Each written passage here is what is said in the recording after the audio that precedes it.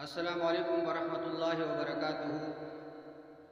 پیارے بھائیوں، میں نے آپ کے لیے ایک بہترین ٹاپک لایا ہے، آئیے چلتے ہیں ہم اپنے ٹاپک کی طرف۔ الحمدللہ وکفا وسلام علی عبادہ الذین اصطفیٰ، اما بعد فاعوذ باللہ من الشیطان الرجیم، بسم اللہ الرحمن الرحیم۔ السلام علیکم ورحمۃ اللہ وبرکاتہ۔ ہمارے آج کے موضوع ہے موت کی حقیقت۔ پیارے بھائیوں، آیا موت ختم ہو جانا ہے یا ایک جگہ سے دوسری جگہ منتقل ہے؟ یہ ایک بنیادی اور اہم ترین سوال ہے جو ہمیشہ بشر کے سامنے موجود رہا ہے اور رہے گا۔ نیز ہر انسان اس سوال کے جواب کا خواہاں ہوتا ہے۔ پیارے بھائیوں، اس سوال کا حقیقی اور مطمئن کر دینے والا جواب قرآن کریم ہی سے مل سکتا ہے۔ قرآن کریم نے اس سلسلہ میں لفظ توفیٰ کا استعمال کیا ہے۔ متعدد آیتوں میں موت کو توفیٰ کے عنوان سے یاد کیا گیا ہے۔ لغت میں توفیٰ کے معنی کسی شے کو مکمل طور پر اخذ کرنے کے ہے۔ جب بھی کوئی شخص کسی شے کو مکمل طور پر یعنی کسی کمی و زیادتی کے بغیر حاصل کرتا ہے تو عربی زبان میں اس کے لیے لفظ توفیٰ کا استعمال کیا جاتا ہے۔ توفیت الکتاب یعنی میں نے کتاب کو بغیر کسی کمی و زیادتی کے حاصل کر لیا۔ البتہ خیال رہیے کہ توفیٰ اور اس کا مشتق وفات فوت سے جدا ہے۔ فوت کی معنی مکمل طور پر محو اور ختم ہو جانے کے ہیں، جبکہ وفات اس معنی میں یعنی کسی شے کو اس کے مالک تک پہنچانے میں استعمال ہوتا ہے۔ جو افراد یہ سوچتے ہیں کہ انسان مرنے کے بعد زمین میں دفن ہو کر ختم ہو جاتا ہے اور اسی بنا پر قیامت کا انکار کر دیتے ہیں، ان کے لیے قرآن مجید فرماتا ہے قُلْ يَتَوَفَّاكُمْ مَلَكُ الْمَوْتِ الَّذِي وُكِّلَ بِكُمْ ثُمَّ إِلَىٰ رَبِّكُمْ تُرْجَعُونَ۔ آپ کہہ دیجئے کہ تم کو وہ ملک الموت زندگی کی آخری منزل تک پہنچائے گا جو تم پر تعینات کیا گیا ہے، اس کے بعد تم سب پروردگار کے بارگاہ میں پیش کیے جاؤ گے۔ موت کو توفیٰ کا عنوان دینے والی آیتوں سے استنباط کیا جا سکتا ہے کہ قرآنی نقطہ نظر سے موت ایک مرحلے سے دوسرے مرحلے میں داخل ہو جانے کے علاوہ کچھ اور نہیں ہے، یعنی انسان موت کے ذریعے اپنی تمام تر شخصیت اور حقیقت کو مامورین خدا کے سپرد کر دیتا ہے۔ اس طرح کی آیتوں سے تین نکات سامنے آتے ہیں۔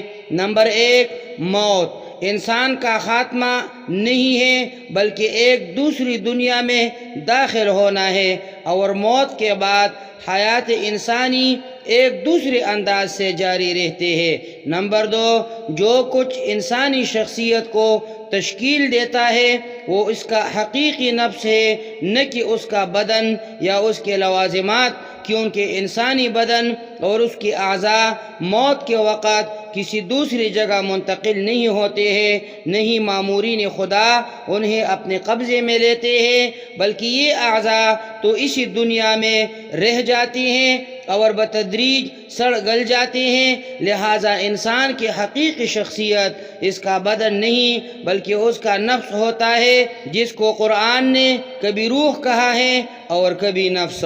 نمبر تین، مقام و مرتبہ وجودی کے لحاظ سے روح انسان مادہ اور مادیات سے بالاتر ہے، یعنی مجرد ہے۔ موت کے ساتھ ہی انسان کی روح ایک دوسری دنیا میں منتقل ہو جاتی ہے، جیسے عالم روح کہا جاتا ہے۔ دوسری الفاظ میں موت کے وقت اس غیر مادی حقیقت یعنی روح کو واپس بلا لیا جاتا ہے۔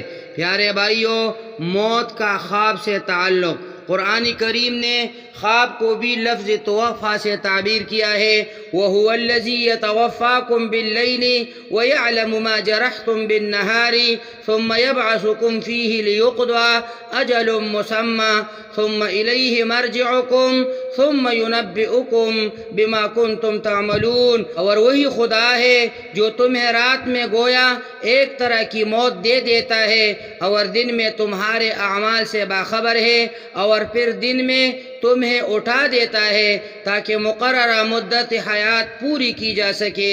اس کے بعد تم سب کی بازگشت اسی کی بارگاہ میں ہے، اور پھر وہ تمہیں تمہارے اعمال کے بارے میں باخبر کرے گا۔ تعبیر توفیٰ کا استعمال ہونا موت سے نیند کی شباہت نسبی کو بیان کر رہا ہے۔ مندرجہ ذیل آیت واضح طور پر ان دونوں حالتوں کی تشابہ اور سنخیت کو بیان کر رہے ہیں۔ اللہ یتوفی الانفس حین موتها والتی لم تمت فی منامها فیمسک التی قضى علیها الموت ویرسل الاخرى الى اجل مسمى ان فی ذلک لآیات لقوم یتفکرون۔ اللہ ہی ہے جو روحوں کو موت کے وقت اپنی طرف بلاتا ہے، اور جو نہیں مرتے ہیں ان کی روحوں کو بھی نیند کے وقت طلب کر لیتا ہے، اور پھر جس کی موت کا فیصلہ کر لیتا ہے اس کی روح کو روک لیتا ہے اور دوسری روحوں کو ایک مقررہ مدت کے لیے آزاد کر دیتا ہے۔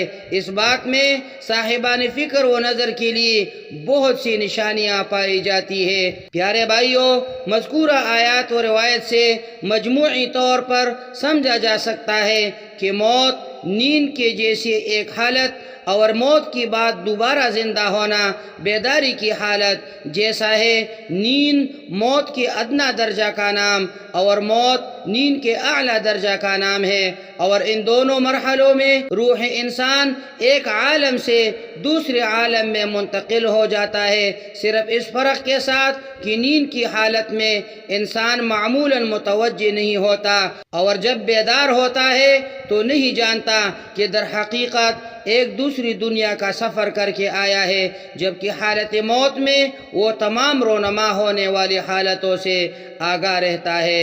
اقول قولی ھذا استغفر اللہ لی ولکم ولسائر المسلمین۔